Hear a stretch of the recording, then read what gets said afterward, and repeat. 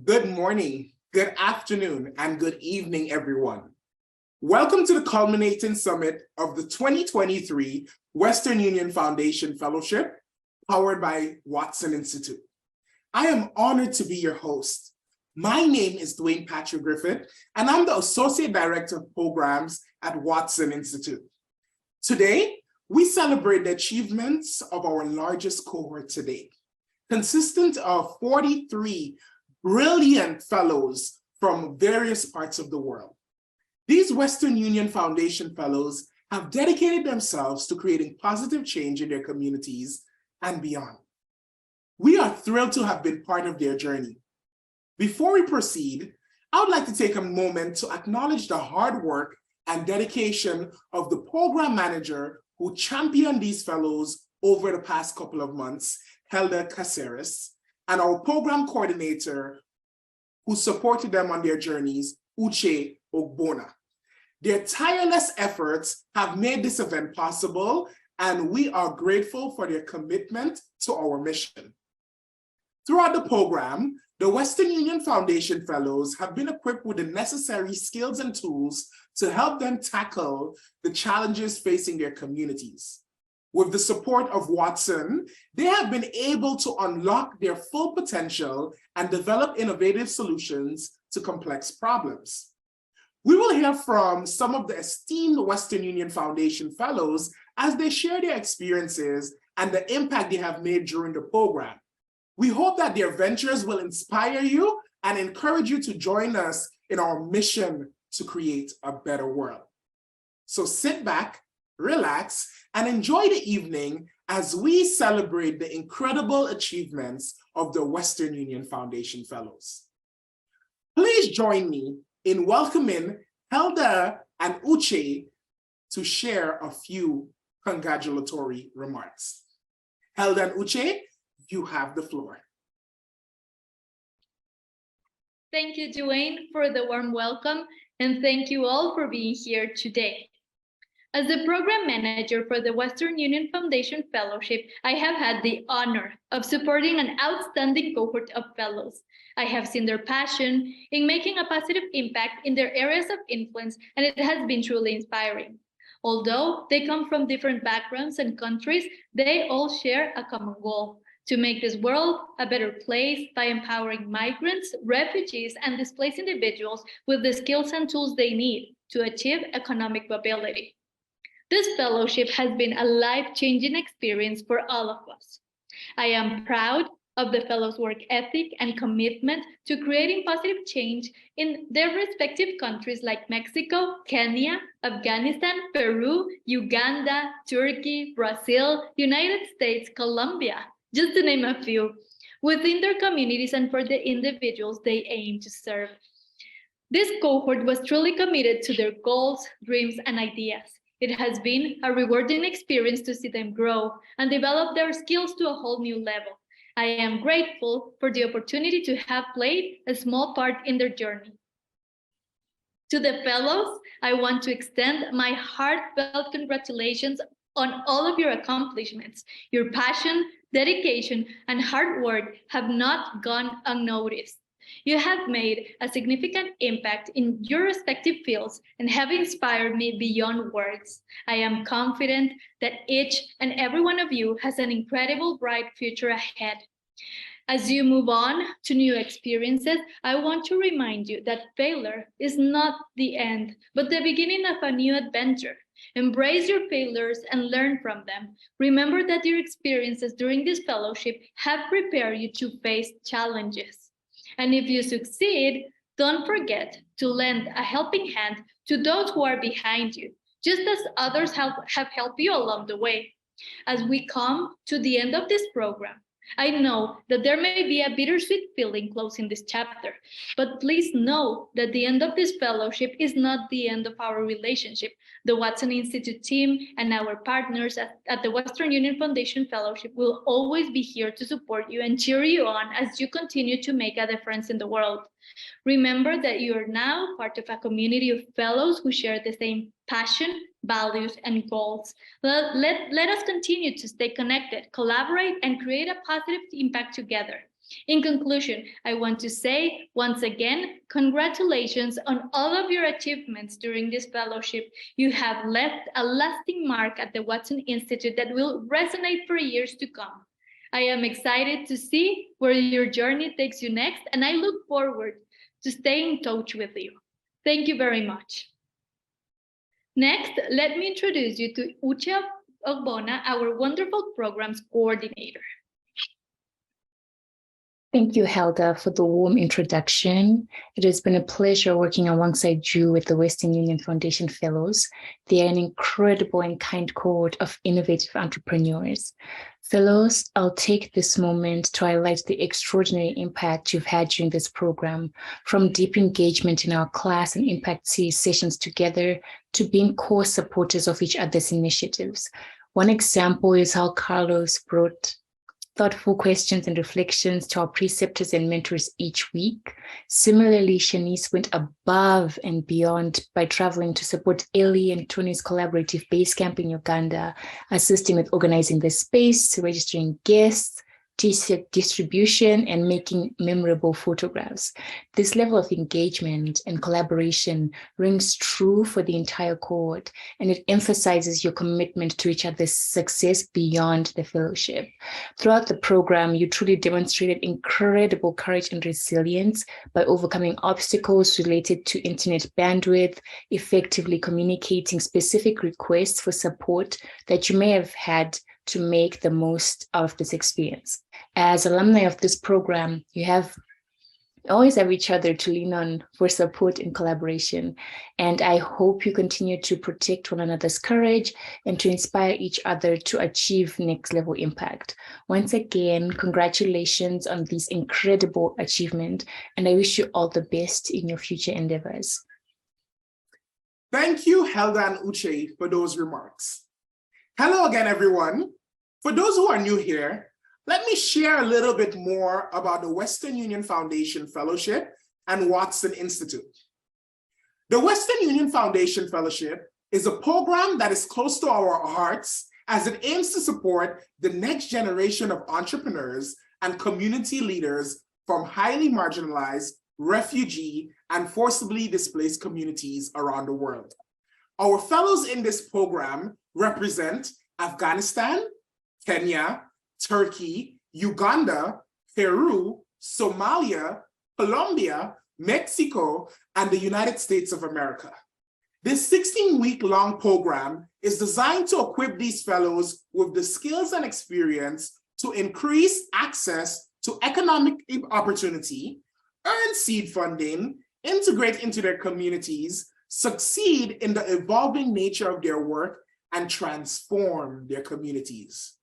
We are grateful to the Western Union Foundation for their generous support of these fellows. Their commitment to fostering the next generation of leaders and entrepreneurs is truly inspiring, and we are honored to be powering this program in partnership with the Western Union Foundation. For those of you who may not be familiar with Watson Institute, we are the place where the next generation entrepreneurs and leaders can find their community, discover their calling, and accelerate their careers. We provide the tools, network, mindset, and courage for the next generation to solve the toughest challenges facing the world, launch successful careers, and lead impactful life. To date, Watson Institute's 349 fellows and alumni from 68 countries have raised over $175 million, created over 1,500 part-time or full-time jobs, and impacted over 5 million people around the world through initiatives they may lead. We also want to take a moment to express gratitude to our mentors, preceptors, and impact series teachers who have given valuable insights to our fellows over the past 3 months.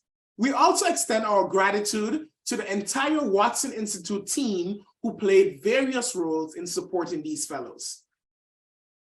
As John Lewis once said, and I quote, "Nothing can stop the power of committed and determined people to make a difference in our society. And that is why we at Watson Institute believe in the mission of the Western Union Foundation to empower individuals with education and resources needed to succeed in today's economy, and have worked tirelessly to support these fellows throughout this fellowship and beyond. Now, it's time to begin the celebration. To all the Watson Institute alumni in the audience, can you please help me get this started by putting your name and program here in the chat? I'll kick it off. As I give the virtual floor to the fellows who you came here to see, please give them a round of applause and show some encouragement in the chat. Let's get this summit started.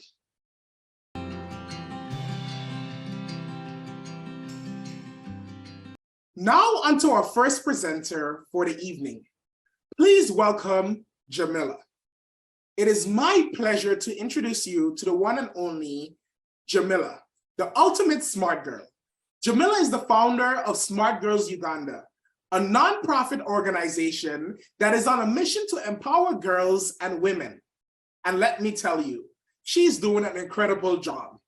Through their programs, Smart Girls supported 150 to 200 young girls and women, trains 20 to 30 peer educators, engages 25 to 30,000 young people each year through her community development initiatives. If that's not impressive, then I don't know what is. Jamila is the embodiment of the phrase, smart is the new cool, and I'm sure you'll be inspired by her story. Jamila, you have the floor. Hi, my name is Jamila Mayanja. I'm the founder and team lead at Smart Girls Uganda, a social enterprise I started to empower girls and women. Girls like Mildred, who we met at the age of 12, already a teenage mother of 2, and in a very violent relationship. Mildred is like 86% of young girls in Uganda that stay out of school because of their menstruation periods. This leads them to very vulnerable situations like gender-based violence, prone to HIV/AIDS, and teenage pregnancies. I was like Mildred. When I was 8, I started my periods. Because of cultural norms, I was not told what to use. In my periods, I ended up mapping my dress, hence being bullied a lot in school. I hated being in school during my periods. So I decided to help girls like Mildred stay in school when I was out of school. I used to fundraise for reusable pads and I would donate them to the girls, but I noticed they were still not staying in school because they did not have the privacy and the convenience to use these pads from school. So I decided to innovate with my team what we call our Solar Smart Bag, a bag that we make out of recycled materials to make it waterproof because Uganda is quite a rainy country and the girls move quite a distance from home to school. And with the bag being waterproof, it helps keep the content inside safe.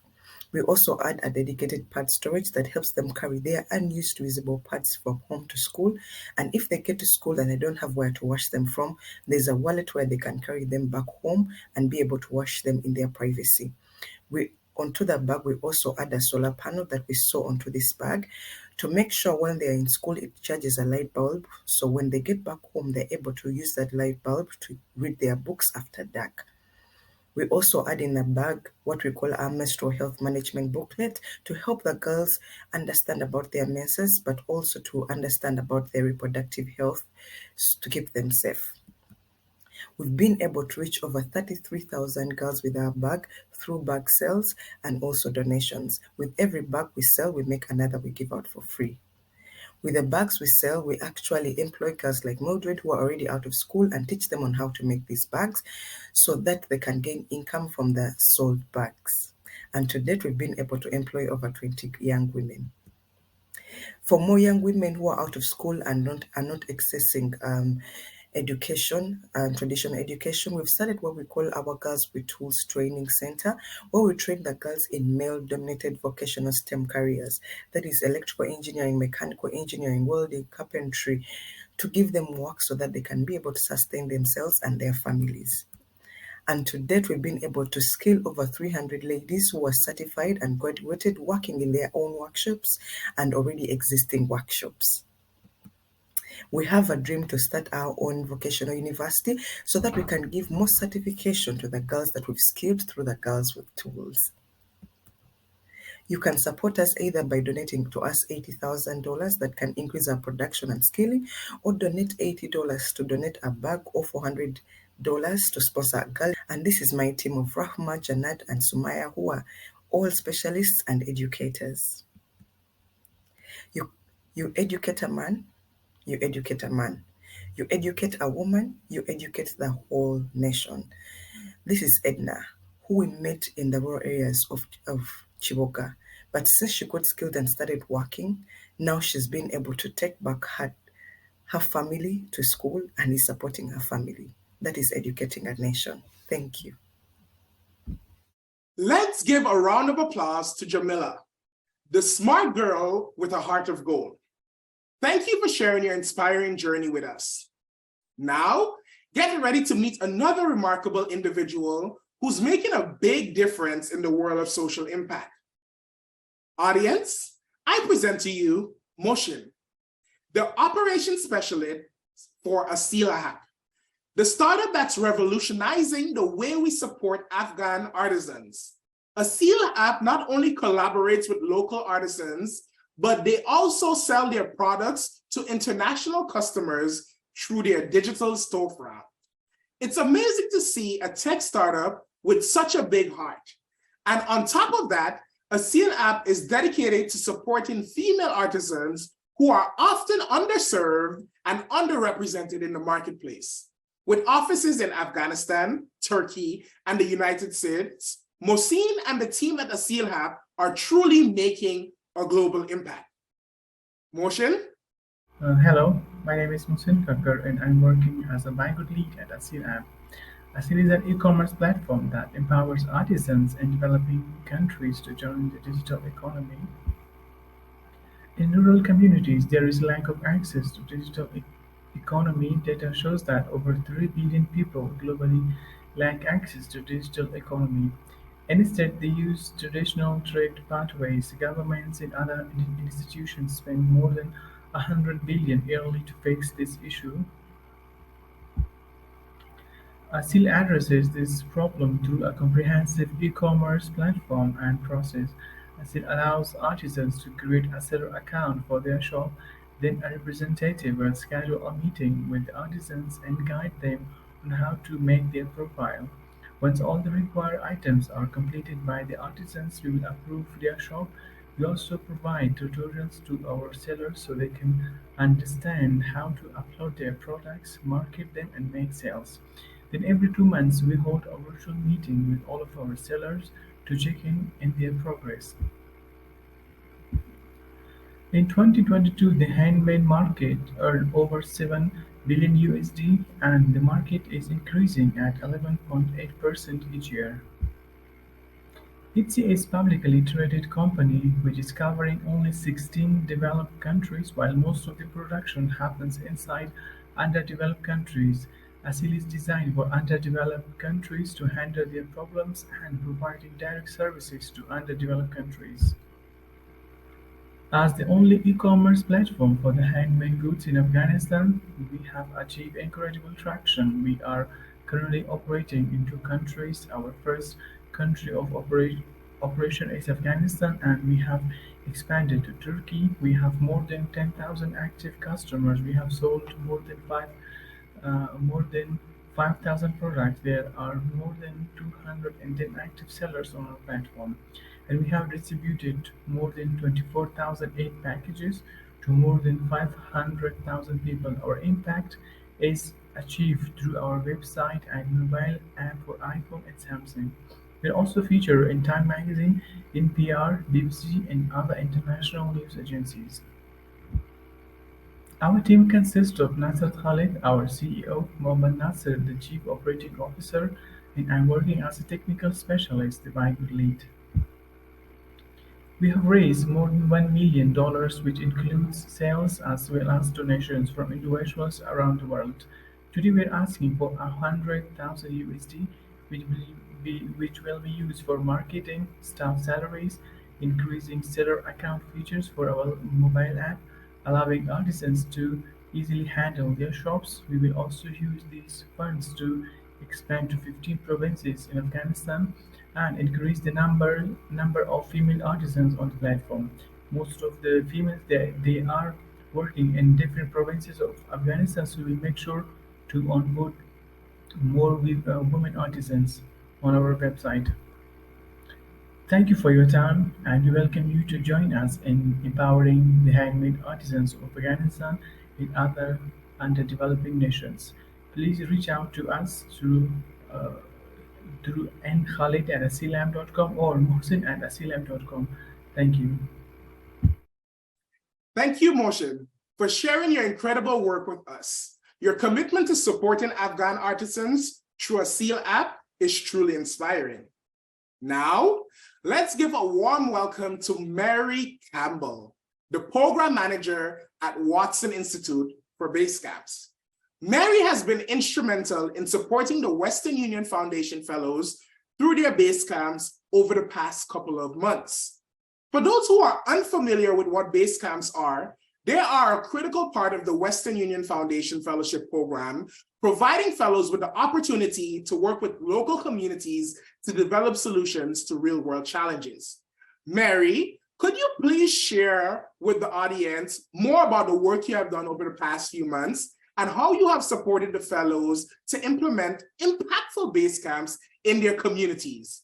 We are eager to hear about your experience and the amazing work you and the fellows have accomplished together. Mary? Good morning, everyone. My name is Mary Campbell, and I'm the Basecamps Programs Manager here at Watson Institute. It is my pleasure to take a few moments today to reflect on the tremendous amounts of hard work that the Western Union Foundation Fellows have put into this fellowship over the past 16 weeks. As someone who has had the pleasure of working closely with each and every one of them, I can honestly say that I am incredibly proud of what they have accomplished. For those of you who may be unfamiliar with Watson Institute's Basecamp, I would describe it as an impact-focused entrepreneurial workshop. Basecamps are 2 to 3 day fellow-led intensives and can take on a variety of different forms, from transformational seminars to training sessions for like-minded individuals, entrepreneur and collaborator showcases, or even just a plain old boot camp. Despite whatever function you want to place the Watson Institute Basecamp in, ultimately, they serve as an opportunity for the fellows to go outside of their comfort zone and develop and refine their skills. In doing this, fellows are able to demonstrate their venture and goals to the community, creating even more of a positive, widespread impact. Thanks to the generous support of the Western Union Foundation, the fellows are provided a financial stipend to use as a starting point to power up their Basecamps. Fellows are then tasked with finding sponsors and partners to fund their initiatives even further so they can secure venues for their event. They can provide food for their participants, they can ensure the proper technology and resources are available for their sessions, and so on. It's not uncommon for fellows to collaborate with their peers who share similar interests, possibly to even co-lead a Basecamp together where they are able to reach a wider audience and even increase their impact. During their Basecamps, fellows create agendas. They bring in guest speakers and mentors and professionals to host roundtable events. They hold pitch competitions. They hold information sessions, team collaboration events, and so much more. Once the Basecamp is complete, the fellows will gather survey feedback from all of their participants and stakeholders to use as metrics for future planning and development of their ventures. Not only is this feedback beneficial for the impact of our generous partners and Watson Institute, but the feedback is extremely valuable for the fellows who can use this data now to strengthen their facilitation skills in the future as they go on to deliver more impact and even some more Basecamps. The 2023 Western Union Foundation Fellows went above and beyond with their Basecamps. All fellows strive to include at least 25 participants at their events, many far exceeding these goals with upwards of 50 participants or more, joining their sessions in person or virtually. Some of the Western Union Foundation Fellows have garnered the attention and support of their local governments, local nonprofits, and various change makers and stakeholders in their respective countries. Some of the fellows push the boundaries of their societal norms to bring about change to their communities in heroic ways. Some had to constantly pivot, changing their dates and locations and goals as they learned more about themselves, their ventures, and their desire to impact those they are passionate enough to serve. From the start, it was clear that this year's cohort of Western Union Foundation Fellows was not only special, they were tenacious. They came to us with a deep desire to learn and passion to grow, and they have not disappointed. Over the course of this fellowship, these fellows have thrown themselves into their work with a level of dedication and grit that really is inspiring. Whether they were working on individual projects or collaborating on group base camps, these fellows never let up. They pushed themselves to be better, to learn more, and to accomplish more than they ever even thought was possible. So the results speak for themselves. Our team here at Watson Institute has been absolutely blown away by the quality of work that these fellows have produced. They have tackled some of the most challenging problems facing their communities, and they have done so with creativity, intelligence, and a relentless work ethic. Simply put, I'm incredibly proud of what the 2023 Western Union Foundation Fellows have accomplished. They have shown us all what it means to be dedicated, hardworking, and committed to excellence. I am confident that they will continue to make a positive impact in whatever they choose to do for their communities and the people they love, and for whom they are building a better future for. Thank you, Mary, for your exceptional work in supporting the Western Union Foundation Fellows through their base camps. Your dedication to their success has been instrumental in helping them develop their projects. Now, I am thrilled to introduce John, a remarkable leader who created a base camp focused on design thinking and mental health training for entrepreneurs. This base camp is just one example of the impactful work the fellows have been doing, and I cannot wait to hear more about the incredible solutions developed under John's mentorship. John, please take the stage and share with us the inspiring stories and solutions your base camp has produced. We are eager to learn from your experiences. Welcome to the Design Thinking and Mental Health Training Base Camp. My name is John Jairo, and I am a founder at Olan and Spala. Olan is an initiative that builds the capacity of young students in Kenya in leadership and entrepreneurship, while Spala is a green construction and project management company focused in providing affordable housing solutions to low-income earners in Kenya. This base camp was conducted in collaboration with Mercy Kioko, who is also a fellow at the Western Union Foundation Fellowship. The base camp was sponsored by Western Union Foundation and powered by Watson Institute. Other sponsors were Spala, TIO Consultancy, and Olan. We had our first base camp in Machakos town of Kenya, and our second base camp in Nairobi city of Kenya. Many times as beginning entrepreneurs, we come up with very good ideas and solutions that we think will make us have a huge impact, especially in solving some of the most pertinent challenges we face in our communities. But what happens when these ideas and solutions are not well received in the intended market? During such difficult times, many entrepreneurs end up giving up. And when things go sideways, some of the entrepreneurs end up falling into depression. And so this is what formed the focus of our base camp: to build the capacity of the entrepreneurs to be able to provide solutions that meet consumers' needs, as well as provide them with the tools and resources to cope during difficult times in entrepreneurship.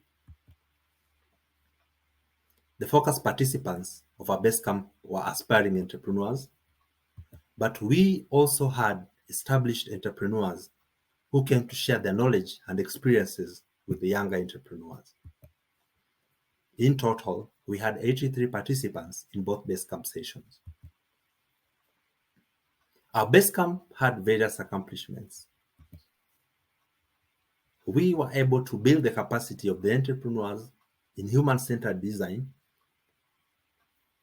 as well as provided them with the tools and resources to develop a strong mental resilience to cope during difficult times in entrepreneurship.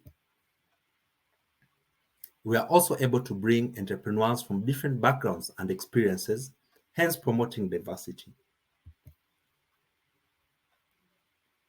The Basecamp provided an opportunity for entrepreneurs both in Machakos and Nairobi to interact and learn with each other. From the Basecamp, new partnerships and collaborations were formed, especially among entrepreneurs who had common areas of work. I want to sincerely thank the Western Union Foundation for giving us the necessary resources to plan and implement the Basecamp. I also want to thank our sponsors, Olan and Spala, for providing us with additional resources to throw in a successful event. Thank you. Thank you, John, for that insightful Basecamp on design thinking and mental health training for entrepreneurs. Now, let me introduce you to Nadine, the CEO and co-founder of TrainSquare. With her platform, Nadine is changing the game by bringing people together through hands-on group workshops, all while reducing social anxiety and promoting community well-being. With TrainSquare, Nadine is attracting low-income community members and promoting skilled individuals to connect with and empower their communities. I must say, Nadine, you're definitely on the right track. You have the floor. Hello, my name is Nadine. I'll be talking to you today about TrainSquare. Technology and urbanization brought great development to society in recent decades. We're more connected than ever with all the accessibility we want within our fingertips. But at what cost did this come? Well, social isolation is one cost we've been paying. In-person social interactions have been drastically reducing. Research shows this is directly linked to loneliness, anxiety, and depression, among other health issues. Medical studies also report that social isolation can be associated with a 50% increased likelihood of premature death. And as if we needed additional wake-up calls, COVID-19 was a reminder that we are social beings meant to be around people, not isolated. So in what ways can we promote an increase in in-person social interactions? Workshops are a great way for people to socialize and connect, specifically in-person, hands-on group workshops. Research shows that these workshops can not only help promote social connection communities, but is medically proven to reduce stress and anxiety. Studies also report that engaging in group workshops fosters a sense of belonging. With that said, our solution is a web platform exclusively for these in-person, hands-on group workshops. Examples include cooking, gardening, dancing, fishing, painting, and photography. It's a one-stop shop solution to aggregate workshop activity. People can attend workshops as a social activity or to develop a skill. People can also host a workshop themselves as a way to earn extra cash. The web platform will look something like this, where you log in, browse workshops, apply filters according to your preferences, and once you land a workshop you're interested in, you can register, pay, and attend. Our vision at TrainSquare is to bring community together one workshop at a time. Our core business model would be in the B2C market, where we take a 10% flat commission on the host. We also intend to expand to a B2B business, where we promote workshops as a channel to enhance employee engagement, especially in the evolving hybrid and remote working models. In such cases, we would be charging a 40% added service charge. Our initial market will be Abu Dhabi, United Arab Emirates. We know there's a population of nearly 10 million people in the country, of which around 1.8 million live in Abu Dhabi. Our initial focus will be on those aged 25 to 40 because multiple surveys and reports show this working age group have a few hours of spare time a week, have a high disposable income, and are willing to spend it on entertainment and leisure activities like workshops. We also know there are over 30 workshop hosts in Abu Dhabi who would be considered potential clients of our platform. Our competitors include Skilldeer, Pursuit, and Meetup, but they're simply not as convenient or as affordable to use. TrainSquare's competitive advantage includes we're exclusively for in-person hands-on workshops. We offer competitive pricing, charging nearly half the commission some of our competitors charge. We promote freelancing in the community, and we're intentional to have a user-friendly product. We're in the MVP development stage, gearing up to launch within the next few months. Recent validation of our solution includes positive feedback from over 100 potential users in the city, and more than 10 workshop hosts express interest and commit to use the platform once we launch. I'm leading a 4 co-founder international team. I come from a chemical engineering background. Fabrienne is leading operations with a diverse background in tech and media. Fatima is leading marketing and has an MBA with an emphasis in marketing. And Tolu leads product development. He's a senior product manager by profession. I'm asking today for a $100,000 grant to support post-launch growth for dedicated marketing campaigns, accelerated software development, and expanding to our B2B business. Thank you for your time, and I'd be happy to answer your questions. Thank you, Nadine. Next, meet Alicia O'Deal, co-founder and director of operations of Integra RSE, a consultant agency that specializes in corporate social responsibility. She launched the Museum of Diversity, the first museum in Latin America dedicated to promoting diversity without bias. Museum of Diversity has hosted over 1,000 visitors and 10 company-wide events, making it a hub for education and awareness on LGBTQ+ history and the development of diversity in the region. O'Deal is a trailblazer in the world of diversity and an inspiration to us all. O'Deal, tell us a bit more about your venture. Peter always thought that he was being weird until he learned about transgender people in the Native American Lakota tribe, and he realized being trans as him was not a trend or a thing, but had existed for more than 150 years. And me? I always thought that I was just fat and wrong, until I discovered I am corporally diverse and understood that there is no right or wrong way of being diverse. Do you know which is your diversity? The need to understand diversity caused me to co-create the Museum of Diversity in 2021, the first 100% free and online space that focuses on explaining human diversity without prejudice so we can eliminate discriminations. In the museum, you not only learn what these flags mean, just as if you Google them, but you see them as a representation of a diverse society, seeing our differences as an asset and nothing to be afraid or repelled, to see diversity as a trait of every human, and that is hard to find just by using Google. The museum today was donated by my consulting company Integrarse, and it is free. In this first stage, we have 3 different rooms that focus on sexual diversity, which are the ones that you're seeing on screen. Despite being free, we sell guided visits to private schools and companies that understand the importance of diversity, whether self-motivated or as a demand of the market. The equality, diversity, and inclusion areas on companies hire us to train their workers. We have seen at least 200 people in the past 2 years learning on sexual diversity with us. Some of our consulting clients have already hired the visits, like Kellogg's or Bayer Laboratory, and we expect to increase our client pipeline with the companies that have EDI areas or committees. Our magic is that instead of making people hear someone about diversity for an hour, they can join colleagues in a rally within the museum to find answers to questions and reflect about them. We are different from our competitors because we are not training but playing with visitors and generating the right reflections that can ultimately lead to an attitude change, not only knowledge. For the museum to really represent all diversity, it needs to grow and have more rooms. And as a business, we need to sell at least 10 guided visits a month at a $1,500 per visit to have a monthly revenue of $15,000 so we can expand.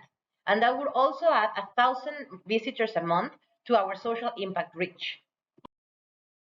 We want to increase our revenue so we can do the same visits in public schools and communities, included in our content at least 5 other diversities, and even bring museum to life with 3D lenses and live interventions. Our goal is to open this year at least 3 more rooms focusing on functional and gender diversity. Content is ready, but we need $80,000 to program and modify the current museum so it is more user-friendly and easier to use in cell phones, especially moving it to the metaverse. We also need help to design and program it as best as possible to ensure it is fast and functional and gives us data to show our social impact. There is no point on moving forward with technology if the human side of our society is left untouched and in the real world, while most of our lives happen online. Let's make our online life be a way to modify our offline behavior and value the diverse humans that we are in real life. Thank you very much. My name is Odile Cortez, and I hope to get your support. Thank you, Odile, for being a trailblazer in the world of diversity. Let's give a round of applause to Mercy, the fearless founder of Talk It Out and a gender parity advocate. Through an innovative approach to mental health awareness, Mercy is breaking down barriers and changing lives in Kenya and across East Africa.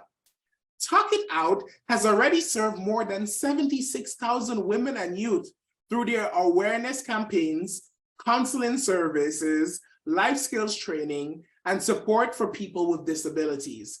And if that wasn't impressive enough, Talk It Out has also launched East Africa's first ever virtual reality integrated therapy program. Mercy's commitment to creating a brighter future for us all is truly inspiring. Mercy, tell us more about Talk It Out. Greetings. My name is Mercy Wavinya, the founder of the Talk It Out organization, abbreviated as TO organization. We are an entity that advocates for mental health wellness, sexual reproductive health and rights, as well as entrepreneurial and life skill training for marginalized youth and women here in Kenya. Feeling empty? Quite a familiar phrase. However, such a lonely place to be in. This is the frame of the Kenyan youth. The World Health Organization placed Kenya fourth in Africa and ninth globally with the highest number of people suffering from depression. Sad is that 65% of these numbers are the Kenyan youth aged between 19 to 33 years of age. Come with me, let's explore this together. We are looking at stigma, misinformation, socio-economic pressures, as well as poverty, myths, sexual and gender-based violence as the main factors as to why the mental health crisis has remained a menace here in Kenya. As Talk It Out organization, we came into this space to offer peer-to-peer safe spaces for women and youth, affordable tailored therapy programs. We've gone a notch higher to incorporate virtual reality with our counseling services and entrepreneurial and life skill training for economic empowerment to our clients. We are committed to destroy, demystify the misinformation and the stigma that surrounds mental health here in Kenya. As an organization, we have incorporated technology, community approach, and economic empowerment as our competitive edge. Further, our services are quite effective and affordable compared to other players in the industry.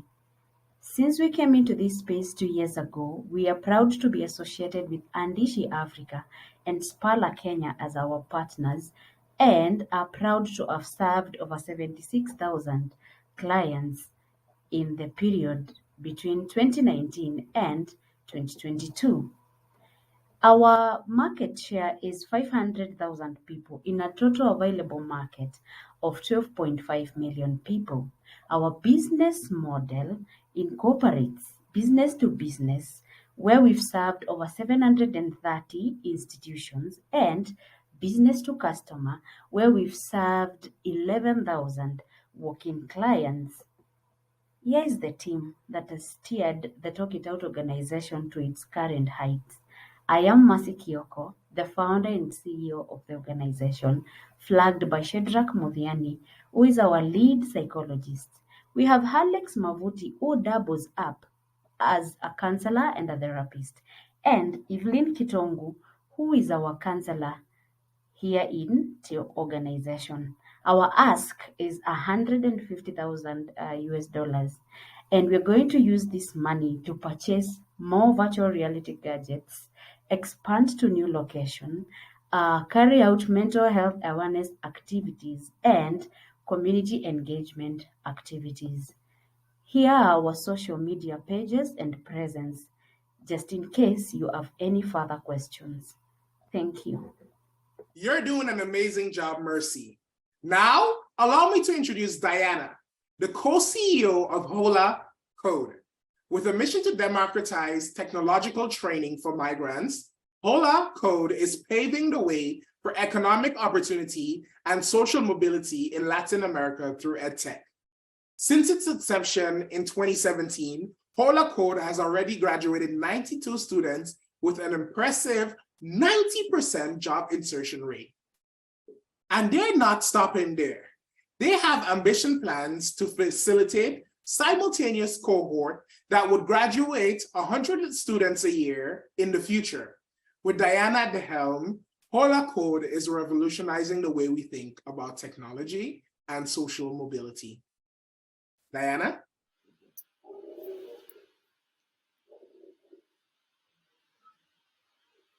Hi, my name is Diana. I'm from Mexico, and I would like to start this presentation asking you, what does home mean to you? Please think about it. For me, home is my family, but also a safe place and a comfort zone. Sometimes it only means a big smile or a hot soup from my mom. So, did you think about what does home mean to you? Do you know that during 2022, there were around 26 million of people arriving or passing through Mexico searching for a home? They are migrants. Till last February, the number of people arriving to Mexico increased 123%, most of them seeking a refugee status. They are escaping from their country because of insecurity or searching for new economic opportunities, but only 76,000 reached the refugee status. We also have deportees. They are Mexicans. We know them as dreamers, so they spend most of their lives in the US. They have Mexican documents, their English is better than their Spanish, and sometimes they don't know their Mexican family. So, did you already know what does home mean to you? Do you think that migrants feel at home in Mexico? Considering this, Hola Code has been created. We beg for potential tech talent where nobody's looking for, in the migrant community. We graduated 70 students of a full stack program. The 100% had the option to access to their first credit when they start working, plus 30 students of a low code program. The beneficiaries of a program increased 3 times the number of our graduates. The full stack program salaries put them in the top in terms of income. Only 1.7% of the population earns more than $1,000 per month. This means that integration could be reached having the correct tools. However, there is a long way for most of them before starting integration in their new country. When migrants arrive to Mexico, the government has the obligation to inform about their rights in their country. Even so, for migrants, foreigners, and even Mexicans, it's very complicated to create or follow a strategy to stay and create a new life in Mexico. There are some economic support from organizations for them, but they are limited in time and money. They don't replace integration programs. So most of them just stay waiting or creating a future without the correct information. Like Henry from Honduras, he arrived in December 2017. He started the process to become a refugee, but due to lack of information, he lived in the limbo for almost 4 years. Imagine that. Imagine if you just not exist for anyone, you can't work, you can't send money to your family, you don't have money to eat, no clothes, you don't feel at home. That's why we decided to create a support for migrants in Mexico that could give them the access to the tools to build their own path so they can reach an effective integration. Migrando Acompañado, a platform with all the basic information that they need to when they arrive to Mexico. Where to go, where to sleep, emergency contacts, about economic support, organizations that can help them and how much support they can have. But that's not all. We want them to take the chance to start a real integration in Mexico, so we will orient them to apply to the different kind of opportunities they can find in the country. And what do we have?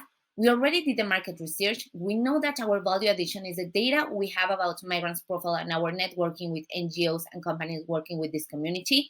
We know about how is the experience of having a real integration, and now we are working on mapping out our users' flow. Thus, what do we need? We need resources to create an MVP so migrants can start benefiting with this information. We know the community and their needs. We invite you to make a positive impact together and give migrants the access to the tools that will help them to start a new life in Mexico and make feel at home in their new country. Thank you very much for your time, and here's my contact information. Please let me know if you have any questions.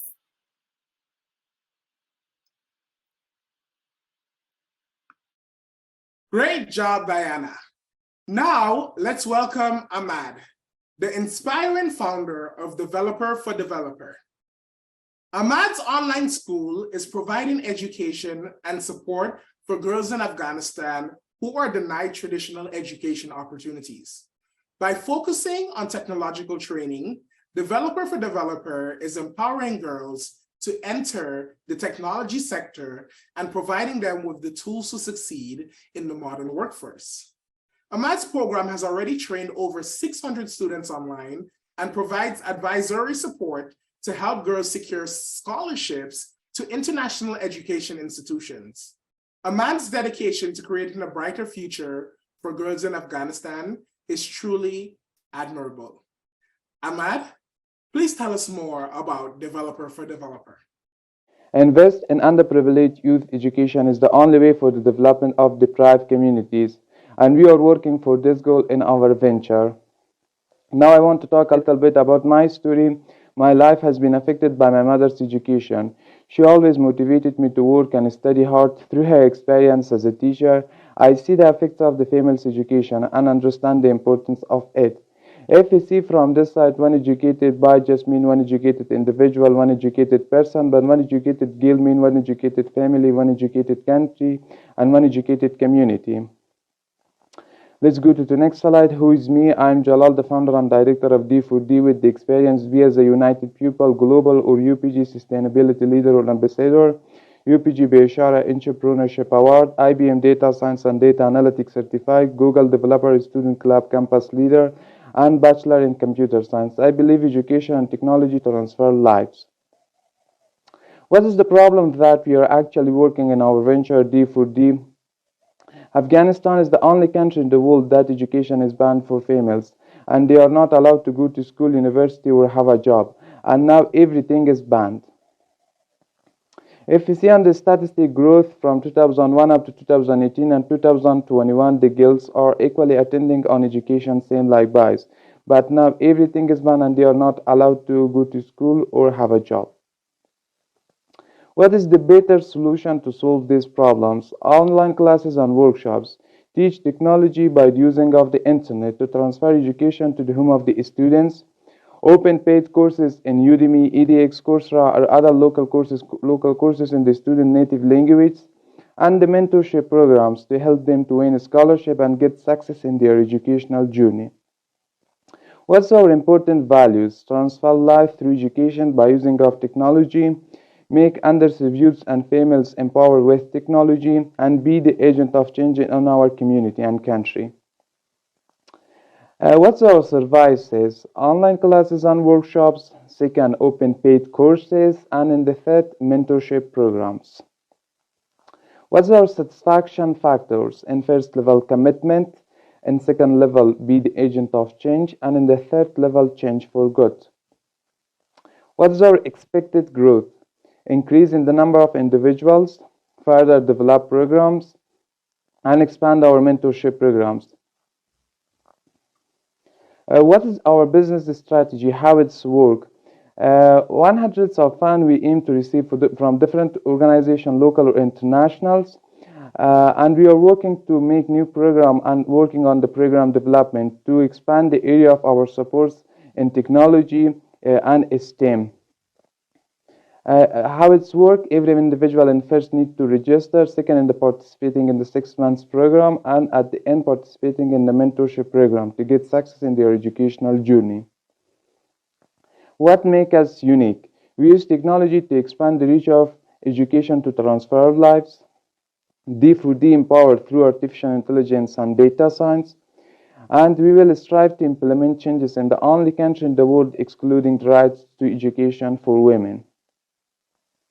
What's our funding plan? 100 of funds we aim to receive from the different grant organizations, local or international.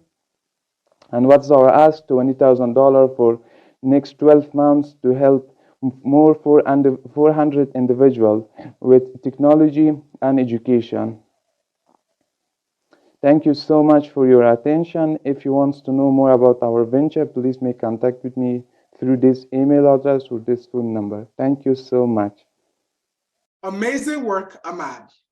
Now, let me introduce to you Carlos, the founder and CEO of Proactable, a social enterprise that is making a huge impact in the world of prosthetics and physical therapy. With a focus on empowering people with lower limb amputations, Proactable has already helped over 400 individuals and diagnosed over 100 people each year. Thanks to Carlos's dedication and hard work, more than 250 people have been able to return to work, resulting in over $2 million in savings on their treatment. Carlos's commitment to changing lives and improving the world around us is truly awe-inspiring. Carlos, please tell us more about Proactable. Hello everyone, my name is Carlos Calderon and I am the co-founder and director of Proactable, a social enterprise from Guadalajara, Mexico. I want to introduce you to Mr. Antonio, who was 60 years old, about to retire and with diabetes. Suddenly, he became part of the more than 1 million people with an amputation in Mexico, which had more than 100,000 amputations per year. The problem is that 97 out of every 100 people won't be able to walk again with a prosthesis. The consequences are health complications, family issues related to dependency, economic underdevelopment, and above all, a reduced life expectancy of less than 4 years after the amputation. What we saw is that there is a need for an integrated care, which involves the right evaluation, pre- and post-prosthetic physical rehab, the manufacture of prosthesis, and an adequate follow-up in order for them to recover their autonomy for this new lifestyle. The solution was to create a specialized attention center for lower body amputees, which we conceive now as Proactable, with the vision to double the quality of medical attention for lower body amputees in Mexico, where there is a total available market of 1 million people, which equals to $1.3 billion opportunity, a serviceable market of 900,000 people with lower body amputations, where we're focusing on a target market of 140,000 people, which equals to $190 million opportunity. With a business model which offers an integrated care, prosthetic plus care, with an average ticket of $1.5 to $2,000 price every 4 to 6 years, and also a recurring revenue on an annual basis for maintenance and other adjustments of the prosthetic. With a team with experience on prosthetic development, therapy, business, engineering, design, and healthcare, and several partnerships with people who trust in us with different foundations and other institutions in order to close this gap and make more people be able to walk again. Because what we know is that there are a lot of amputees, unfortunately, due to diabetes, but also a business-to-consumer need to obtain these kind of services directly. Making sure that in comparison with the competition, we have the availability in the right time, the prosthesis development, also physical therapy, which is really important, the affordability needed, but also the follow-up for this new lifestyle for their next 25 years. Having a market adoption of more than 60% customer conversion, more than 10% maintenance purchases, and more than 100% patient referrals. A social impact of over 700 people evaluated and more than 400 people walking again, which has an actual increase of 3% on a national scale. Having a lifestyle impact for people like Mr. Antonio, so he can be able to go back to work, also go out to the park with their grandsons, and even do some exercise on a daily basis. Looking for a $250,000 investment for the enhancement on our peer center and new branch in order to increase our impact to other states, and supplier deals so we can reduce our costs for the benefit of our patients. So together we can help more people like Mr. Antonio be able to walk again and recover their autonomy. So please, let's walk together. Gracias. Thank you. My attentive audience, we have now reached the halfway point of our summit, and it is my pleasure to welcome our esteemed partner, Lauren Bell, the Executive Director of the Western Union Foundation, to share some remarks. As the leading charitable organization, the Western Union Foundation has been instrumental in supporting initiatives that make a real difference in the lives of people around the world. We are honored to have them with us today to share insights and perspectives on the work that we are all doing to create a brighter future for everyone. Please join me in giving a warm welcome to Lauren and the Western Union Foundation. Lauren, you have the floor. Hi, my name is Lauren Bell. I'm the Executive Director of the Western Union Foundation. I've worked within the Western Union family of organizations for over 17 years and have had the pleasure of working with the Western Union Foundation for the past 5 of those years. Meeting with partners like the Watson Institute and getting to hear and learn from change makers like all of the fellows on the call today is my favorite part of my job. It's truly an honor to learn more about the social impact you are making, the progress you've made on your ventures through this fellowship, and your ambitious plans for the future. I'm honored to share for the next few minutes a little bit more about why the Western Union Foundation has chosen to invest in this program and in individuals like yourselves, and why this program is so critical, particularly for youth on the move. Western Union and the Western Union Foundation are purpose-driven organizations. For over 20 years, the Western Union Foundation has been investing in programs that help to create economic opportunity for people who migrate in search of better opportunities. We are proud to fuel the pursuits of individuals who have crossed borders and boundaries in search of more. And we aspire to contribute to a world where there's equitable access to education, to career pathways, and to opportunities to transform your life and the lives of the communities around you. That's why programs like this one are so critical, because they're empowering the next generation of change makers, connecting aspiring individuals with the resources you all need to be successful. And I love this program with the Watson Institute so much because it goes beyond the definition of a traditional fellowship.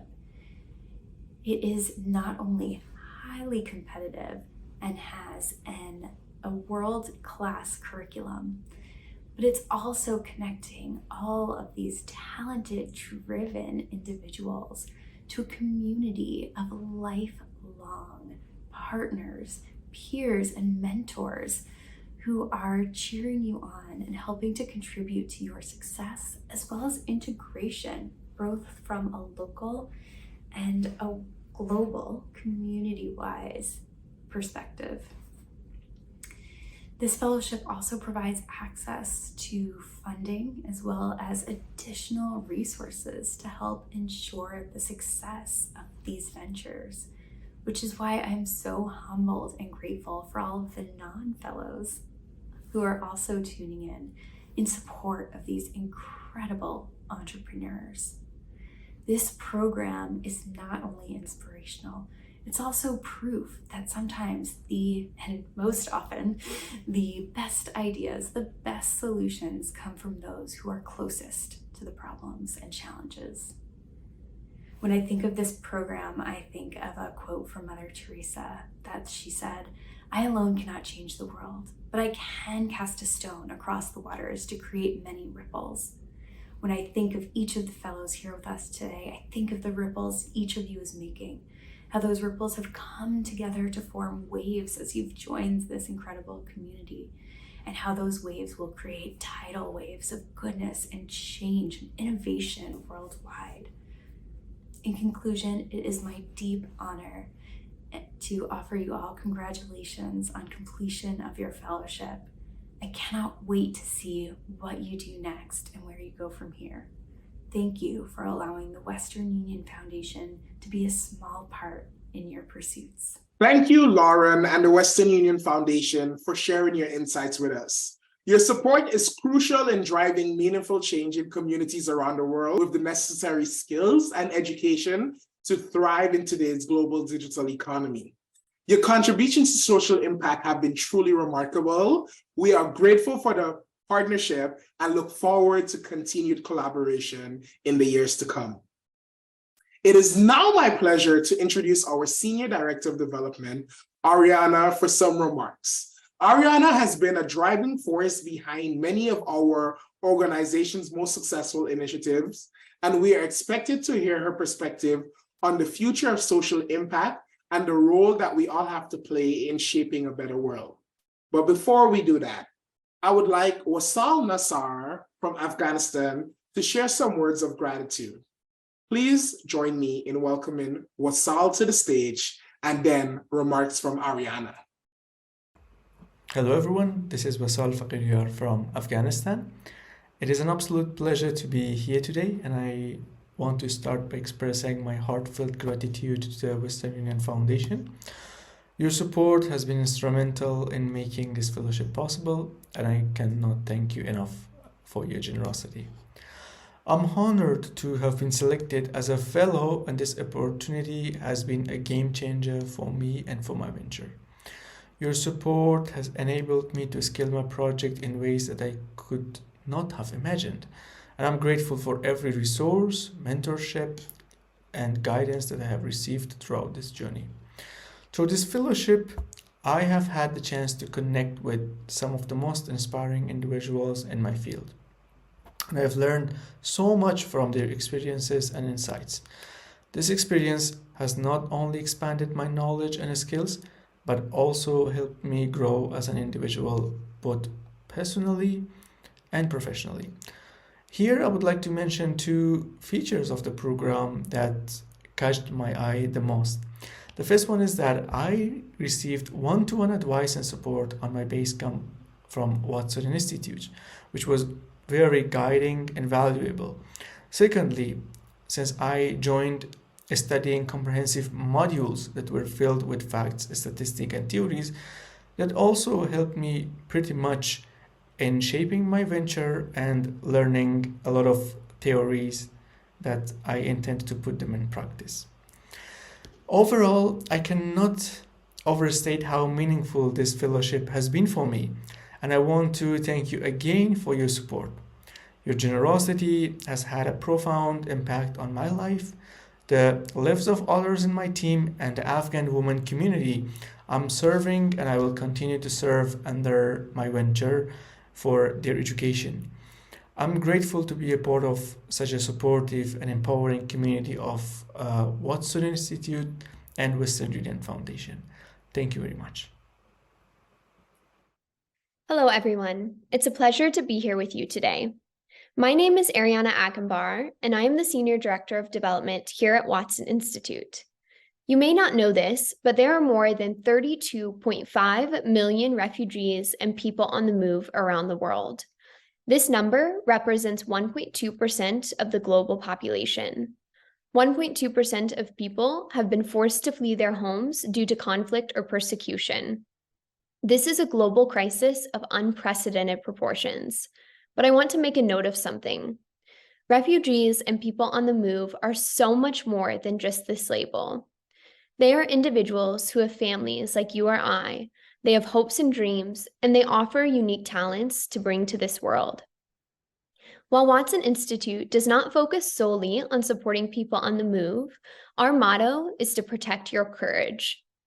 Watson Institute was born out of the belief that to solve the world's toughest challenges, including the refugee crisis, we must equip the next generation of leaders with the skills, tools, and resources to leave their mark on this world. In this way, Watson Institute is not only a place or a community for entrepreneurs who are starting their own businesses, but for changemakers and innovators who may end up joining established companies as well.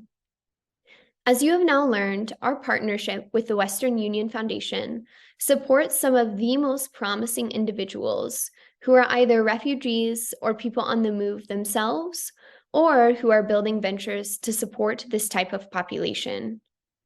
Over the past 2 years, I have had the honor and privilege to witness more than 80 Western Union Foundation Fellows completely transform and blossom throughout the fellowship.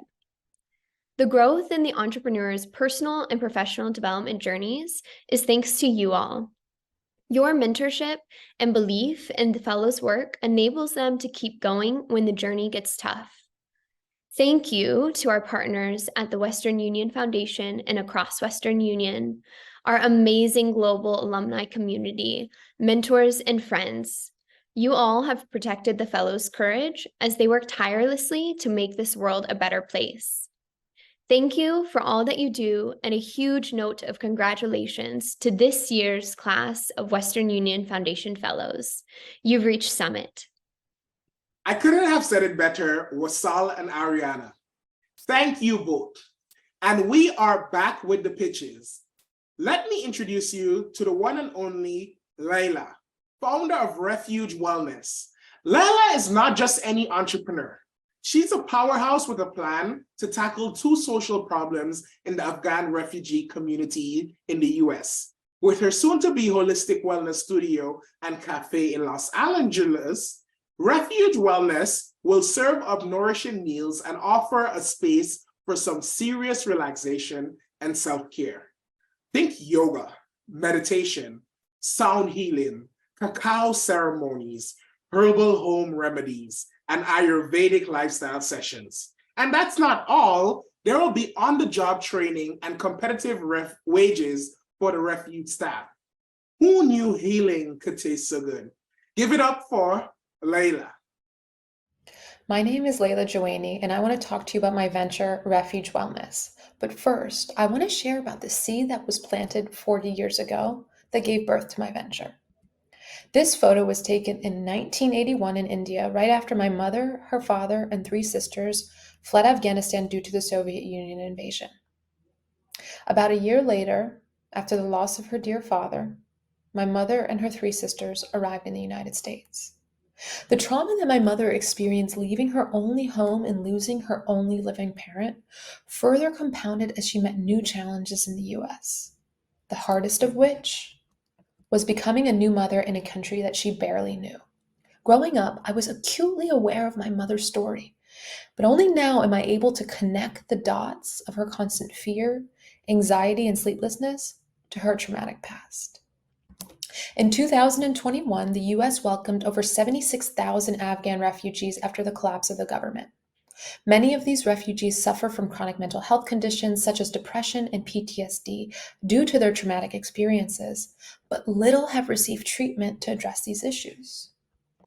Even though the average refugee is 8 times more likely to have PTSD and nearly 3 times more likely to have depression, their utilization of conventional mental health therapies is low. You see, the Western standard of mental health therapy simply doesn't work for the Afghan community because of the stigma of talk therapy. And this is where Ayurveda, a natural holistic life science, and yoga can come to fill this critical gap. Ayurveda uses a number of tools, including diet, lifestyle, aromatherapy, and herbal medicine to help individuals heal from any imbalance. It addresses mental imbalances mainly through the body, as it recognizes that both the mind and body are strongly connected.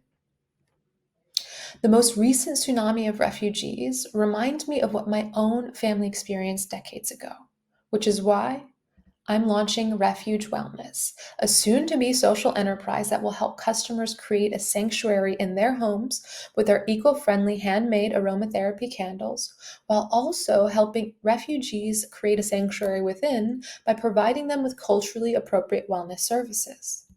Our business model is simple: sell candles, host wellness circles and retreats that will pay for free community classes. In the US and Canada, the wellness market is worth well over $1.3 trillion. By 2027, the global Ayurvedic market is expected to double to $16 billion. We plan to bring our candles to customers through existing clients, social media, and partnerships with local businesses. Although we believe we're providing a truly unique product and service, we do have a few competitors in the world of Ayurvedic candles. However, none of them are providing wellness services to refugees, nor do they have the heart and socially driven mission that we do at Refuge. We are a team of 2 wellness professionals who come from refugee communities and have firsthand experience working with refugees. We are passionate about helping people break generational cycles of trauma so that they can thrive. I'll end with a simple request. If you believe in this venture, then know that I am your torchbearer, and I'm ready to let that seed that was planted 40 years ago in India blossom to its full potential. I'll need $40,000 to help me validate my idea over the next 6 months. That will help 422 refugees receive holistic wellness classes.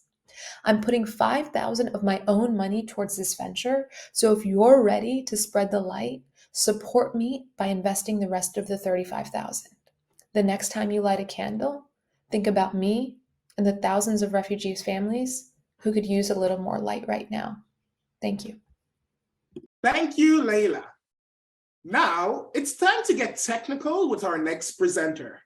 Please welcome Julio, the digital bridge builder and founder of Logic Atelier Hub. With his initiative, junior developers from marginalized communities are connecting with employment opportunities for web marketing projects abroad. He also promotes local entrepreneurship through networking events in a rural co-working space. And with the attention of the US Department of State and the European Union Climate Launchpad, he's bringing skill training and employment opportunities to parts of rural Peru. Get ready for a logical journey with Julio. Julio? The context behind this image takes us back to mid-2020 to our first workshop in the middle of the pandemic, training teachers from rural areas about remote educational tools. Without realizing it, our first rural incubator was taking place. Hello, my name is Julio Hernandez, and I'm the co-founder of Logic Atelier. We started as your average web consultancy and have become one of the main providers of educational programs in Peru, combining user experience with distant learning. We've reached multiple milestones in terms of education, and more than 25,000 students and teachers benefited from our programs. You probably figured it out at this point. We fight illiteracy by building digital bridges in rural areas, but the bigger picture implies stopping our local talent from migrating to larger cities without having the opportunity to contribute to their own communities. And by the way, that's an actual photo of one of our projects paralyzed by the pandemic that will become our first classroom. Is there a way to physically materialize an initiative that combines higher education with community development? What about also providing unbound connectivity and equipment to the young professionals of this community? Logic Atelier Hub is the first rural incubator inside America and the closest to turning vulnerable communities into co-working spaces for young local professionals, combining initiatives previously released towards sustainability and higher education that share the same goal of decentralizing academic opportunities. This project will take place in the community of Tingo Maria, my hometown, located in the central jungle of Peru. So imagine a co-working space in the middle of the Peruvian jungle. There's a huge tourist factor involved in this project, and we would like to capitalize on it in a sustainable way. At the same time, we would like to offer a tangible experience, a safe space with internet, laptops, without any cost to local students, not to mention proper training in the expertise and networking opportunities. Among the founders of this hidden gem are my grandparents, so there's a legacy that I have the responsibility to carry on and prove once and for all that education is the ultimate answer. We have a property of 5 hectares that was specially acquired for this project, which gave us a little bit of an advantage among other projects looking for tangible assets. This facility is the missing middleman between the programs we provide and the beneficiaries we're trying to reach on a bigger scale. We're going to start with classrooms for which also funding could speed up this process. Our business model is divided between digital transformation services provided to small and medium-sized enterprises, nationally and internationally. Our main source of income is obtained from the programs we develop. Our prospective customers are international digital nomads willing to exchange their experiences with our local students. Our current customers are university freshmen studying at non-private universities. Our market before the pandemic, 9.3 million, was the average number of tourists coming to Peru, a population still actively employed or retired, being digital nomadism an industry with a lot of potential and not fully explored. These are the founders, my sister and I. We couldn't obtain our recent achievements if we didn't have such a fantastic team supporting us. The US Department of State Wildlife and the European Union's Climate Launchpad complement perfectly what I'm learning right now with the Western Union Foundation through the Watson Institute and the practical experience I obtained in Seattle putting together a networking event, gathering young entrepreneurs with local leaders, which play a major role in inspiring this project. Now I feel even closer to achieving its first stage thanks to the amazing academic resources I'm obtaining, proving once again Logic Atelier Hub will be a before and after in higher education. So let's change education one rural incubator at a time. Thank you, Julio. It is my pleasure to welcome Mariam to the stage, the mastermind behind Maktab. If you haven't heard of it, it's an e-learning and collaboration platform that is revolutionizing education for Afghan youth, especially girls. Mariam is on a mission to provide quality education to all with her innovative approach. She has already served 30,000 people. Who knows, with her projected audience of 2 million by 2027, she might be the next big thing in the e-learning world. Mariam, please tell us about your Basecamp. Hi everyone, my name is Mariam Munib and I'm the Executive Manager of Maktab, an online e-learning and collaboration platform in Afghanistan. One of those girls that if I were banned from school, I would not be able to help thousands of girls to continue their studies during COVID-19 and now with school bans in Afghanistan. I held my Basecamp by the name of Let Her Learn in March 19 and 20 in Herat, Afghanistan. As we all know, these days Afghanistan is experiencing a new chapter of disaster. People in the country, especially women and girls, are struggling to go to school and for education. My Basecamp was a great opportunity for students, teachers, and representatives of educational institutes to learn about the fundamentals of e-learning and how to use and share their content in Maktab e-learning platform. We had 25 participants from different educational institutes all over the state. Most of them were teachers, students, and representatives of educational institutes between age 25 and 35 who had lost their jobs due to recent conditions in the country and school bans. All of them completed the 2 days program, and now they are able to share their content in Maktab e-learning platform. Our mentors were people with a lot of experience in their field. Ms. Mokhtarzadeh with a PhD degree and the lectures of public policy and administration faculty at Herat University provided our participants with a deep understanding of entrepreneurship and the importance of e-learning in education system. We had two main partners, the Western Union Foundation and the Watson Institute, but also the Microsoft ICT Services Company in Herat, Afghanistan, collaborated with us to coordinate the Basecamp venue.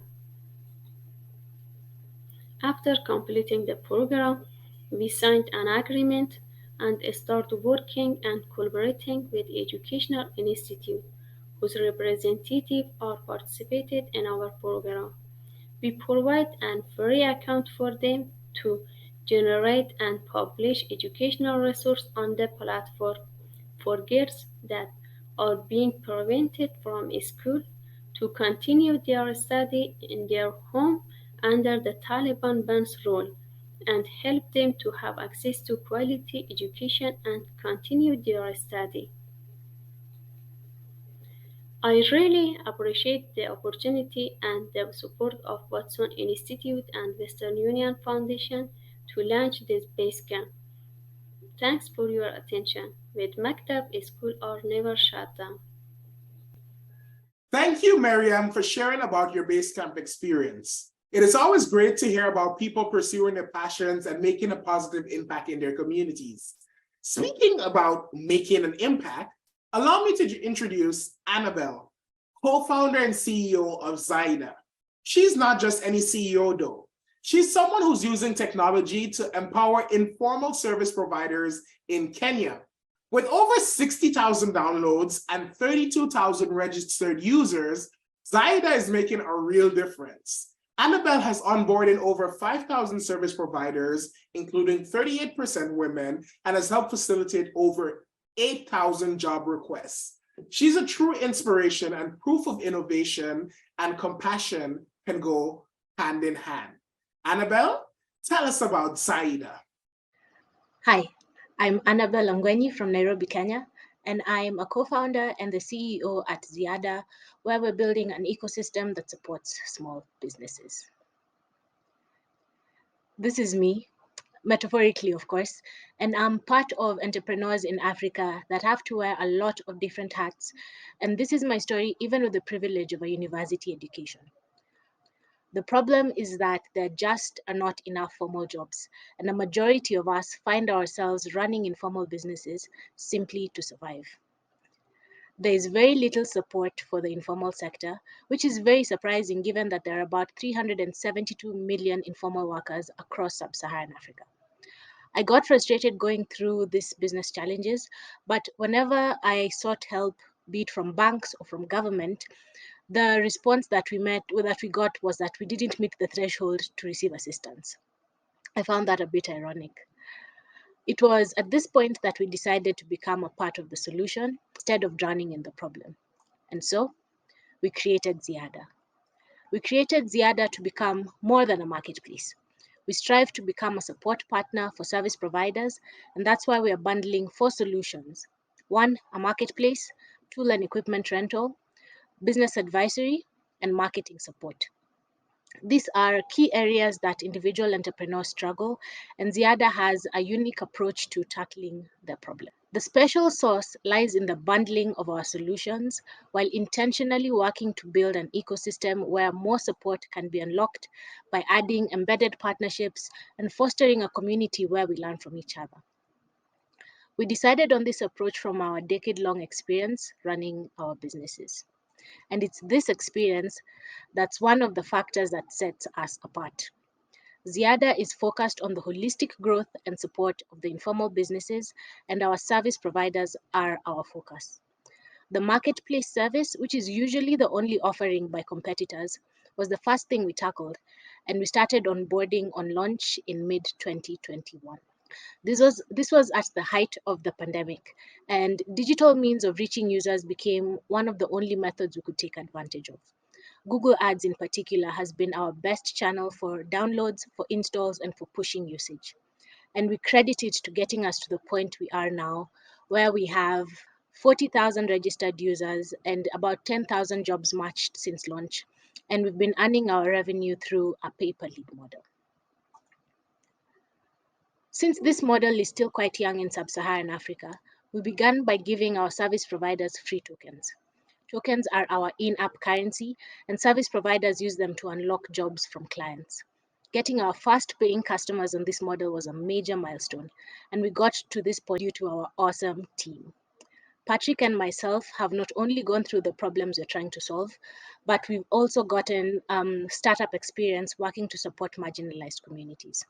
We're joined by Lorraine and Massimo, who bring their multinational experience that allows us to boast about systems knowledge transferred to Ziada's marketing and tech teams. We are currently raising our pre-seed round of 350,000, half of which will go towards marketing with a big goal of hitting 5,000 jobs matched monthly. A quarter of that will go towards tool rental and to get our part-time staff on a full-time basis. These milestones would be the threshold to get our pricing model more dynamic and get us to our seed round. We'd love to talk to any investors and partners in the room that could support us to hit our milestones and support the informal sector in sub-Saharan Africa. Thank you. Thank you, Annabelle, for sharing your incredible work with us. It's amazing to see how technology can be used to empower people. Speaking of empowering people, I'd like to introduce Montserrat. Montserrat is the founder and CEO of Mar de Fondos Soltores, a social initiative that is increasing access to resources for sectors promoting a better quality of life in Latin America. Through her platform, Mar de Fondos act as a bridge between donors and those in need of support to create positive change. Her work has impacted over 200 companies, 850 individuals, and 10,000 indirect beneficiaries across Mexico and Colombia. Montserrat is truly a visionary and proof that one person can indeed make a difference through connecting other people. Montserrat, you have the floor. Hello everyone, my name is Montserrat Rodriguez and I am CEO and founder of Mar de Fondos Consultores. And I'm here because I believe that the willingness to change the world deserves to be funded. In Mar de Fondos, we are a social enterprise that works to improve the fundraising process of social organizations and change makers from around the world. We have trained more than 200 organizations.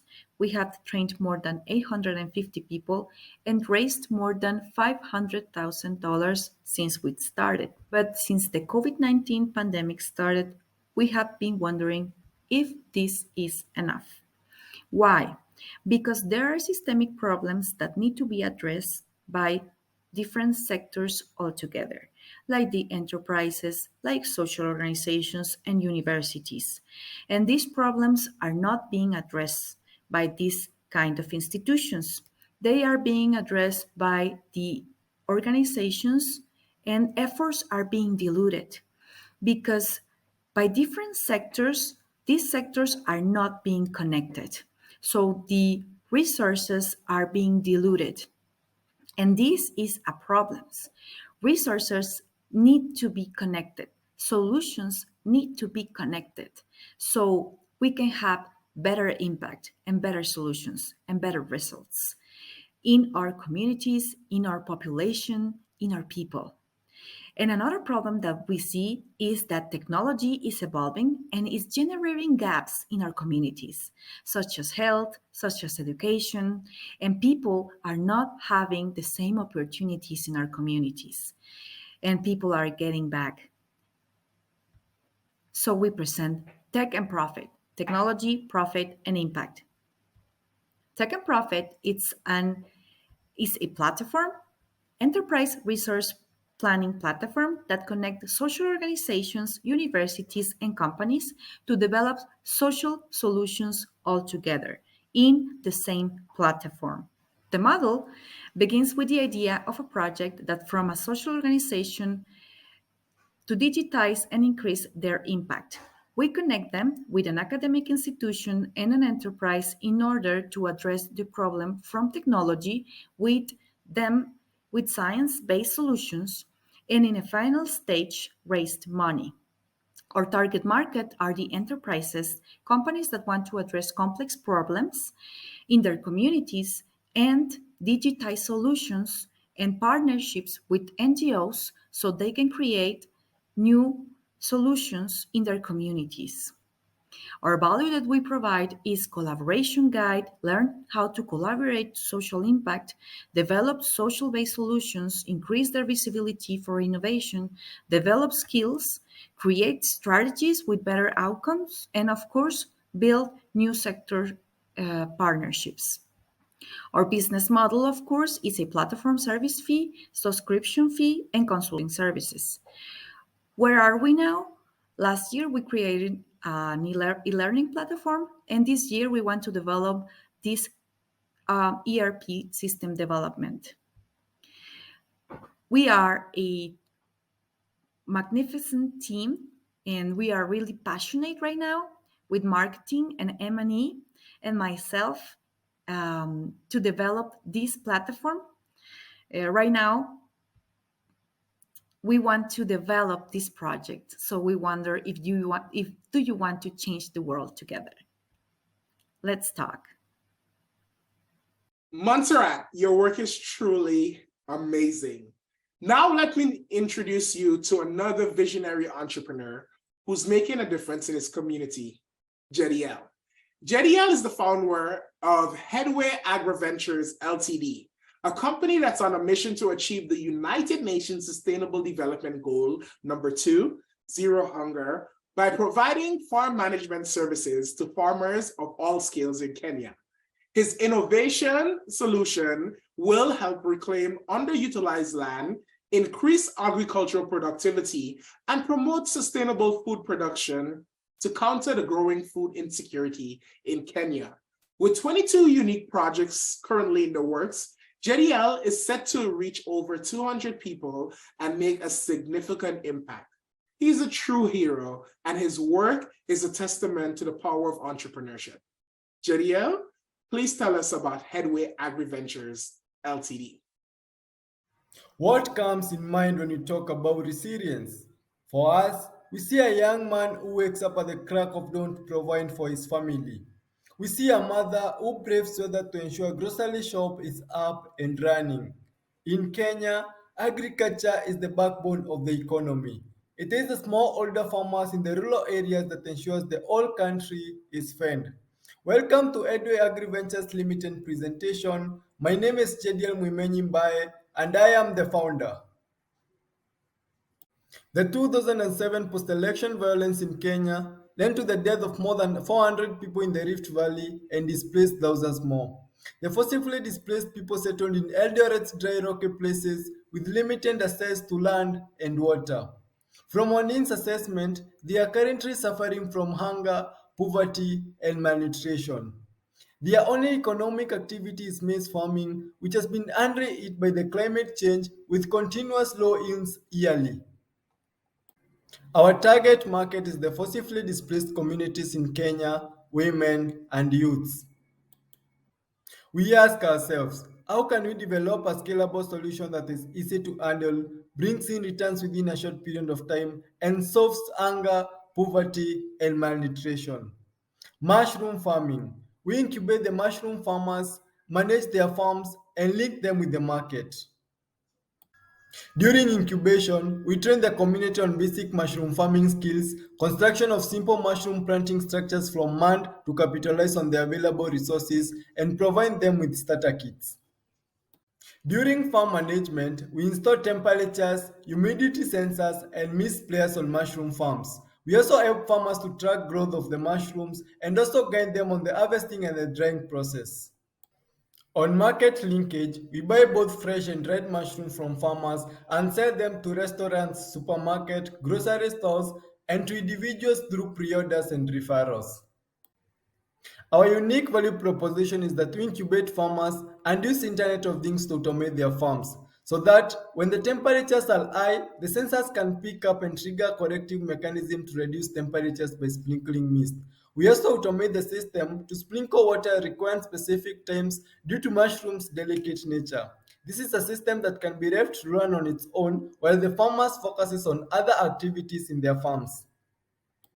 We make money from selling mushroom seeds, the spawns at $12 per kilogram, sale of substrate at $1 per kilogram, and charging an incubation fee of $10. We project to impact more than 460 farmers by 2024 and have generated a revenue of more than $6,000 from selling spawns, more than $5,000 from selling substrate, and more than $3,000 from charging incubation fees.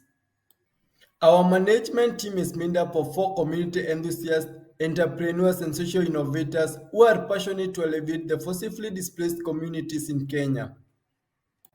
We are potentially pitching for a grant of $10,000 and we channel 20% to purchase of a sterilizer and a dehydrator, 50% to scaling up to Kakuma and the double refugee camps in Kenya, and 30% for other technological advancements. By training and empowering the community on mushroom farming, we are imparting on SDG number 1, no poverty, SDG number 2, zero hunger, and SDG number 8, decent work and economic growth. At Edway AgriVentures Limited, we are passionate just because we are passionate on a purpose to alleviate the forcibly displaced communities from hunger, poverty, and malnutrition. Thank you for listening. JDL, it's wonderful to see how you're using entrepreneurship to tackle food insecurity in Kenya.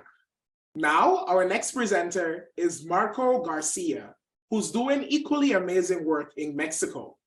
Marco is the co-founder of the Pueblito, a marketplace training program that supports small businesses and artisans by enabling them to sell their goods directly to consumers without intermediaries. Through the Pueblito, Marco provides training in digital marketing, social media, and e-commerce to help small business owners create an online presence. For artisans who don't have an online storefront, the Pueblito also offers a virtual platform where locals can sell their handmade goods. Marco's work is truly innovative and is making a positive impact on the lives of many people. He's a real game changer, and we're lucky to have him with us. Marco?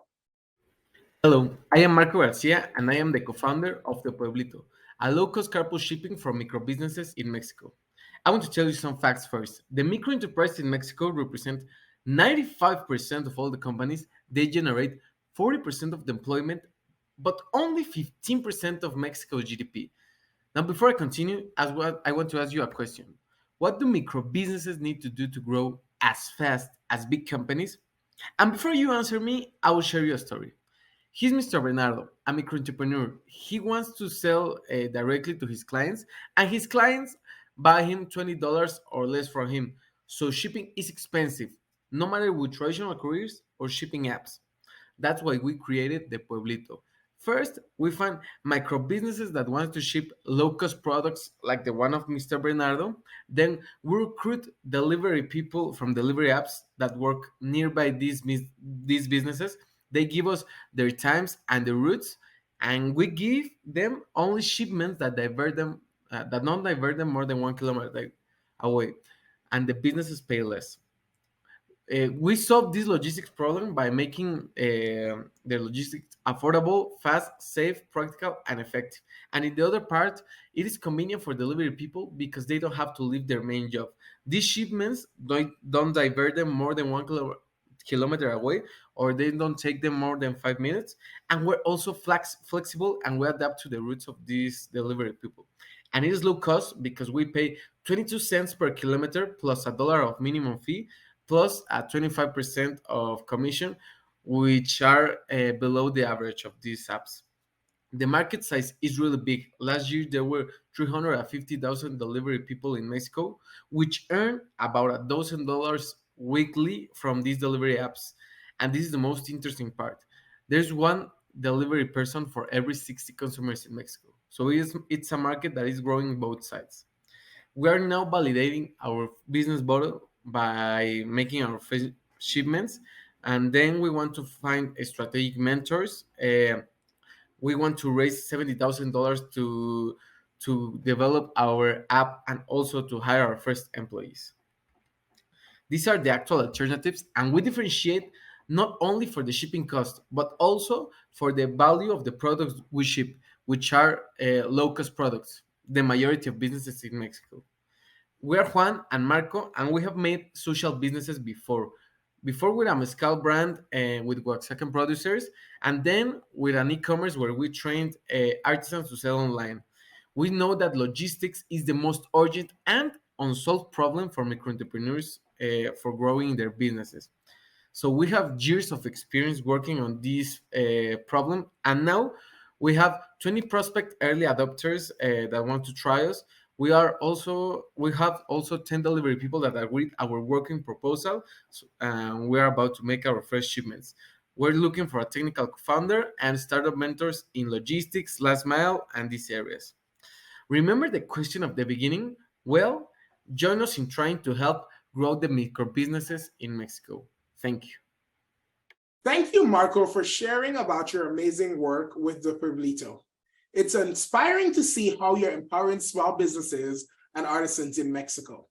Speaking of community empowerment, I'd like to introduce you all to Ellie and Tony. These two remarkable individuals recently did a joint Basecamp in their community to support the hearing impaired community with storytelling, sign language, art, and much more. Through their efforts, they were able to create a supportive and collaborative environment that helped boost the skills of their participants. Their partnership is a true testament to the power of teamwork and community building. Ellie and Tony, thank you for all that you do, and we're excited to hear about your Basecamp. Hello, my name is Eli Savati. I'm the founder and CEO of Signverse, and I'm joined by my colleague Tony Mulenzi, the team lead Love for Immigrants. Love Immigrants is a social enterprise that connects immigrants with their communities by sharing their stories through art, storytelling, and creating a social space for their support. Signverse is an assistive technology social enterprise, and we are creating leading edge AI and avatars for real-time sign language interpretation, bridging the communication barrier between the deaf and hearing communities. As two Western Union Foundation fellows, we're thrilled to share with you our Basecamp experience. Our two-day hybrid event was held in March 30th and 31st, 2023 in Kampala, Uganda.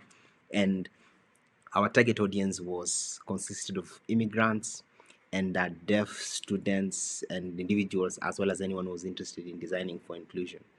Our goal was to inspire inclusive futures through sign language, storytelling, designing for inclusion, co-creation, and art.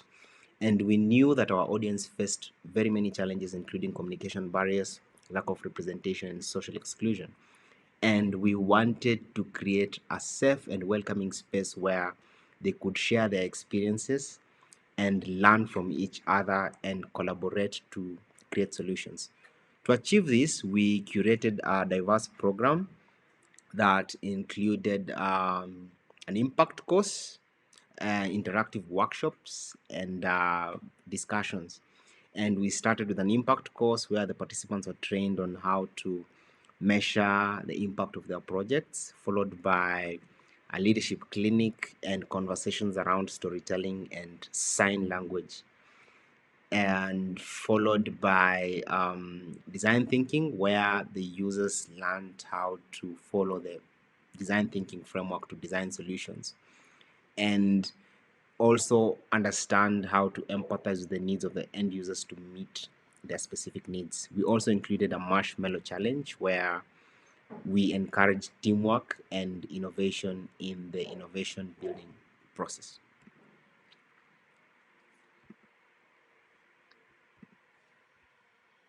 In addition to the workshops, we provided simultaneous interpretation services and in both Kenya Sign Language and Uganda Sign Language, as well as accessibility accommodations. And we had the participants engage in conversations around the theme of the Basecamp. The results of the Basecamp were truly remarkable, and we had over 60 young changemakers participate, with 30 in-person attendees and 40 who joined us online. And our participants included university students in art, sign language, and also storytelling leaders. And we received overwhelmingly positive feedback, with over 95% of the attendees actually rating the event as excellent. Our audience reported feeling more empowered and connected and valued participating in our Basecamp. We have two testimonials from Odongo, who says that the design thinking methodology that he learned taught him how to empathize and how to truly meet the needs of the end users while creating innovations and social enterprises. And Naomi from Makerere University, who talks about the tools and the knowledge that she gained from this training, having instilled in her that hope and resilience, and she looks forward to applying these skills both in her work and personal life. They also formed new networks, partnerships, and that will continue to grow even beyond this event. As the organizers of the workshop, we are truly humbled and honored to witness the impact of this Basecamp. And we believe that by creating spaces that embrace diversity, equity, and inclusion, we can contribute to a better future for everyone. Thank you for listening to our experience. We hope that this inspires you to create your own inclusive spaces wherever you are. Ali and Tony, your joint Basecamp is a fantastic example of how community collaboration can lead to positive change. And now, last but definitely not least, our final presenter for the day. Let me introduce you all to Lillian. Lillian is the CEO of Women Smiles Uganda, a social enterprise that's helping women and youth build their capacity in vertical farming concepts. Through Lillian's work, participants are gaining affordable, reliable, and modern training in sustainable farming practices, which not only enhances their food security, but also helps them sustain themselves.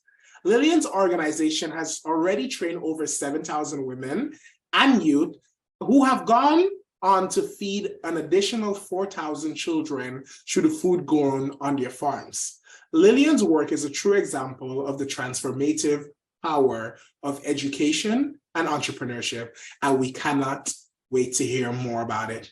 Lillian, take us home. Hello everyone, I am Lilian Nachigozi, founder and CEO of Women Smiles Uganda. Imagine yourself in a situation where you have no access to land to grow crops for food, and you don't have enough money to buy food for your family. This is what I and my siblings experienced. The photo you see is Katang slum, one of the biggest slums in Kampala, Uganda, and this is where we lived. My family lacked land where we could grow crops for food. And my mother, being a single woman, she didn't have any stable sources of income and enough money to buy us food. We slept on empty stomachs, and I lost a baby sister due to hunger. Today, the problem still exists where 6 out of every 10 people being hungry, with over 80% of women earning less than $1 a day. Bad. Out of my personal experiences, I promised myself that I needed to do something and change the experience of women and children living in these areas. And we believe we are the solution to end hunger and poverty for poor households. Through Women Smiles Uganda, we build adaptable vertical farm units using cost-effective and innovative material that use less space and water for crop production, with a particular focus on ecological regeneration. We also train women how to utilize the small spaces in their homes to grow a variety of vegetables and fruits such as strawberries. Our organizational model allows women to build supportive networks that allow them to share skills and develop self-sustaining food systems for their families. We make money through our trainings where we charge $25, vertical farms set up $50, and of course we also work with schools where we set up school gardens at $1,000. We also take 10% commission earned from sales of the fresh produce. We believe we have a very big market opportunity to scale, with over 11 million people living in these marginalized communities who are in need, and we are currently targeting 2 million people living in these areas. Unlike other market competitors, we are the only organization that focuses on community development. We provide maternal child nutrition education to our women, and of course we also provide ready markets where they sell the surplus of their agricultural produce for income generation purposes. We have so far supported 15,000 people. We have set up 5,000 vertical farm units, and of course community demo farms to promote and train communities in sustainable urban farming concepts to end household hunger and poverty. In terms of incomes, those who have engaged with our programs are now able to earn up to $300 out of the fresh produce that they grow. This is my team, Edward, who is our operations manager, and Gloria, who is our finance director. We pushed into market in 2018 and we acquired our first customers. Last year, we hired more 3 new staff. We generated revenue of $110,000. We also developed a digital training platform prototype to help us scale. For the next 3 years, we want to scale to other areas in Uganda and in East Africa, and we want to support 20,000 women with our solution. And this is the reason why we are fundraising for $100,000. Hunger and poverty is still a very big issue in many African communities. And I believe the solution lies in vertical farming. Join us today and let's create safe, resilient, and sustainable communities. Thank you. We have come to the end of the 2023 Western Union Foundation Fellowship Summit. It has been an absolute pleasure serving as your host and seeing firsthand the incredible work led by the 2023 Western Union Foundation Fellows. We hope you have all been inspired by their stories and the impact they are creating in their communities. We would like to thank the Western Union Foundation for their generous support of the fellows and their entrepreneurial endeavors. Without their partnership, none of this would have been possible. We would also like to extend our gratitude to the preceptors, mentors, guest speakers, and team members who have contributed to the success of the summit. A special thank you to Angelique Newhouse, who did a phenomenal job of executing this summit and keeping us on track. We encourage you to keep an eye out for a follow-up email with information about our fellows. If you are interested in supporting any fellows or getting involved in any other way, please do not hesitate to contact our program coordinator, Uche Ugbona, uche@watson.is, uche@watson.is, or myself, Dwayne@watson.is. To the 2023 Western Union Foundation Fellows, we wish you all the best on your entrepreneurial journeys. We love to leave you a quote from Nelson Mandela, and I quote, "It's always impossible until it's done. Remember, with hard work, perseverance, and determination, you can achieve anything." Congratulations on your achievements thus far, and we can't wait to see all the great things you will continue to accomplish. Good day, everyone. Take care, and thank you all.